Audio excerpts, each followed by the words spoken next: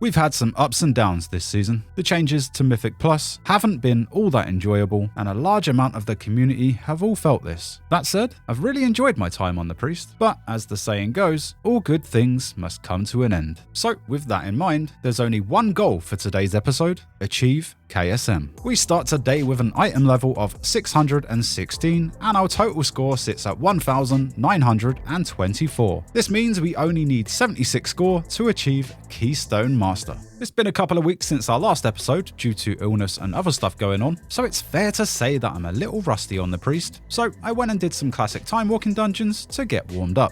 Now, the dungeons I was lacking score for were Siege of Borealis, Mists of Turna Scythe, and this place for whatever reason's been a challenge of its own on the Priest. And then we have City of Threads, which isn't everyone's favourite. And the last place I'll look to go if I really need that little bit of score is Stone Vault, but hopefully we don't need to go there. I didn't bother doing any LFR or weeklies, I wanted to get straight into the action. But we do have a vault to open, and from the vault we had the options of a hero neck with high verse and mastery, a hero transmitter trinket, a hero offhand with crit and verse, a hero some weird trinket, a hero ring with high verse and mastery, a veteran ring with haste and verse, and some veteran shoulders, which, let's be honest, I wasn't going to take these. And this was a pretty tough one, so I went and did a little bit of research on how priests were lining up, and just to see how the stats had shifted over the last couple of weeks. But ultimately, I decided to take a socket this week, as taking one of the hero rings or the neck would require too much shifting around to get the right balance of stats. I then purchased a socket and placed it on my crafted belt. I regemmed all of my gear to make sure I had verse and haste at a rank 3. I then upgraded my boots, saving all of the gilded crest I'd acquired so far, and this took our total item level up to 617. Before we get into the good stuff, I'd just like to remind you guys that I do stream on both Twitch and YouTube, so be sure to follow the platform of your choice if you want to watch me live. And if you've enjoyed the journey on the Priest so far, consider leaving this video a like. Alright, so the two dungeons I really want to jump into first are Siege of Borealis and City of Threads. Though, admittedly, I wasn't really feeling City of Threads on a higher level. I could also jump into a Mists of Turna Scythe, though that place really hasn't been kind to me this season. We'll see what happens. I started signing to keys, and I got invited to a City of Threads +6. This key involved a prop paladin that was a little overqualified for this difficulty, sitting at a whopping 630 item level and over 2,800 score. A couple of Destro warlocks around 605 and 615, and an arcane mage around 610. We did something at the very start that I've been quiet about since the beginning of the series. We took the Shadowcaster's buff that priests, rogues, and engineers can activate. I was going to mention this a couple of times, but I was kind of hoping that someone would point it out, and no one did to my knowledge, but it's pretty minimal to the overall run. This buff basically increases damage, healing, and movement speed. Given the paladin's item level, I was expecting some pretty big pulls, and that's exactly what we got. And prop paladin's damage is insane, man. One of the warlocks get caught out by the Swarm Guard's Earth Shatter, something I was anticipating, and I managed to pull off an epic grip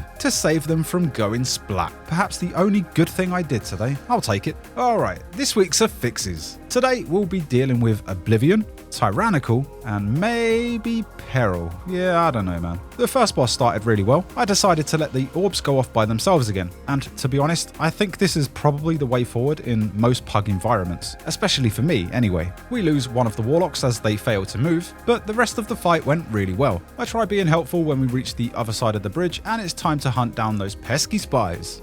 Yeah, don't follow Dilly. Bad idea. Well, this was awkward. As we make our way to the last spy, one of the warlocks let us know in party chat that they pulled a Nyx. Is that short for something? I don't know. All of my names are shortened anyway, so. But I soon find out what they pulled, as does the rest of the group. Whoopsie. The second boss was a bit of a messy one. This time, I didn't ask players to stack and bait the blades into the wall. I honestly just wanted to watch it play out. Though I tried at one point and it didn't really work out too well, as the tank then moved the bosses to the other side of the room. We lost one of the warlocks right at the end of the fight, as they were too far away to heal. Other than that, this fight wasn't so bad. The third boss, however, well, we didn't even get halfway before I derped. I prioritized healing everyone else and didn't expect to get chunked as much as I did. Oh well. I got picked back up, and apart from nearly losing one of the warlocks, we took this guy down. the last boss. We popped Bloodlust, I PI'd one of the Warlocks, and we had over 8 minutes to get this guy down. I needed to nail my positioning, and this was something I thought about going into this fight. I wanted to bait as many orbs as I could away from the group. My plan was working, though I nearly got caught out with the roots. AoE healing could have been better, but it was enough to see us through with no further deaths, as we take this guy down in less than 2 minutes, 2 chests in this run, and taking our total score to 1,956.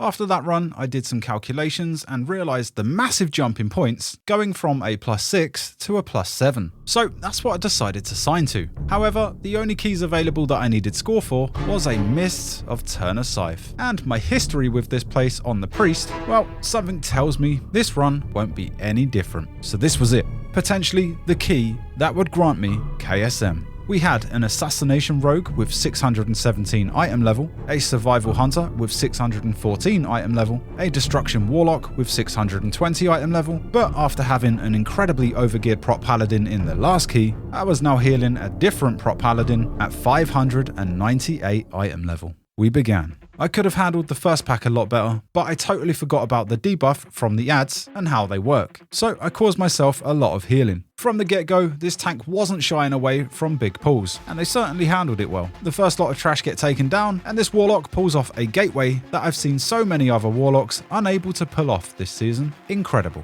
I knew going into the breaker mobs, it'd very likely be a mess. My movement was pretty poor, which didn't help, but the Rogue began taking a lot of unnecessary damage. Though with a lot of help from the Paladin's Lay on Hands, everyone was kept alive. The first boss. The tree guy gets taken down, and we begin nuking Malok. And I was really going for it, as this is the boss you'll likely spend the most time on. We managed to avoid the fear mechanic, and we continued nuking down Malok. The maze. I took note of which direction the Mistcaller went for the first couple of doors, though I knew it'd be a struggle with the rest of them, with all of the required healing. Though this is where things got a little weird. The Rogue started taking a ton of damage, and I had no idea where it was coming from, until now. Are they doing this on purpose? Are they trying to grief the key? One of the party members started pinging the maze doors, which took so much pressure off of me. The Rogue gets back to the group and does this.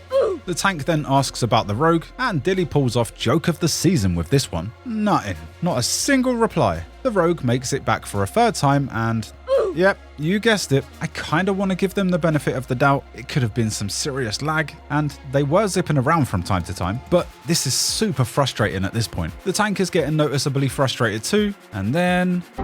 Now, you might be thinking, surely the key's over, and in most cases, you'd probably be correct. But these guys wanted to continue, and that's exactly what we did. So it was a race against time, and now we had an additional affix to deal with, as we were down a party member. We got through the maze and reached the Mistcaller, and from here on, I knew I needed to be on my game more than ever before. I couldn't make any mistakes, and I needed to help out on damage as much as I could. The first guessing game began, and it took me a second, but I made sure I got the right target and marked it for everyone else to start nuking down. The affix came out shortly after, and although I could see them positioning appropriately, I decided to ping in that location just to make sure it was dealt with, though we still let a couple go through. The second guessing game began. This one took a little longer for me to figure out, as I was overwhelmed with everything else going on. Though I think the guys had it, I marked it anyway, and we continued with the fight. The third guessing game began, and all hell broke loose as the tank failed to interrupt the patter cake ability. Thankfully, this was followed by the dodgeball mechanic, allowing some time for the Warlock to CR the tank, though this took a little longer than I was hoping. We pushed on and eventually took this boss down, and I must say, both the Hunter and the Warlock did such a good job CCing the Fox. Nicely done. Now, we still had plenty of time, but with a player down, this could get pretty tricky. We took down the first pack after the second boss, then the tank wanted to pull big. This is where I was a little concerned, as previous groups hadn't been so great at this part. The Warlock started proving my fears, as they got yeeted by the poison and died. Though thankfully, the rest of us continued, the Warlock made their way back, and we pushed on. The next pack could have been better, but it also could have been a lot worse. The affix got through to the ads, and it required a lot more damage to take these guys down. Once again, we pulled double packs together, and these guys did a great job taking everything down. We take down the last bit of trash required for count, and we begin the final boss with 8 minutes remaining. Bloodlust and cooldowns are used, I pop PI on the Warlock, and this was it.